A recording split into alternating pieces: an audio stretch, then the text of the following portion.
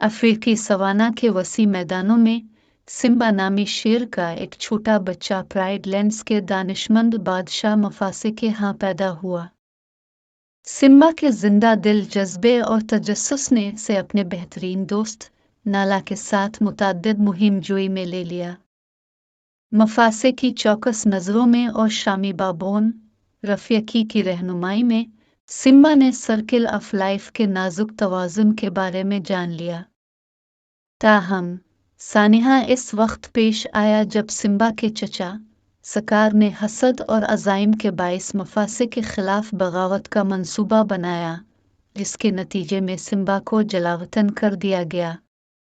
वसी बियाबान में अकेले सिम्बा का सामना तमन एक मीरकात और तिम्बा से हुआ, एक गर्म दिल वारथविग जो इसके वफादार साथी बन गए।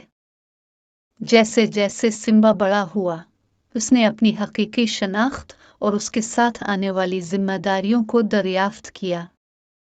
हुआ में गूंजने वाले अपने वालिद के दानिशमंदाना अल्फाज से हौसला अफजाई करते हुए सिम्बा प्राइड लैंड्स के बादशाह के तौर पर अपनी सही जगह पर दोबारा दावा करने के लिए वापस आया। सकार और उसके हाइना इत्तेहादियों के खिलाफ एक शदीद जंग में सिम्बा को न सिर्फ बैरूनी दुश्मनों का सामना करना पड़ा बल्कि अपने शुकूक व शुबहात का भी सामना करना पड़ा।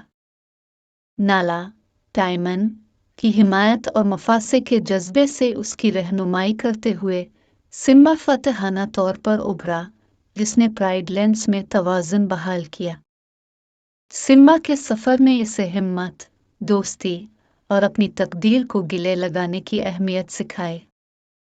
जब वो फ़ख्र के साथ नाला के साथ प्राइड रॉक के ऊपर खड़ा था, सिम्बा ने समझा कि उसके वालिद की मीरास और सर्किल ऑफ लाइफ जारी रहेगा, जो आने वाली नस्लों के लिए प्राइड लैंड्स की खुशहाली और हम आहंगी को यकीनी बनाएगा।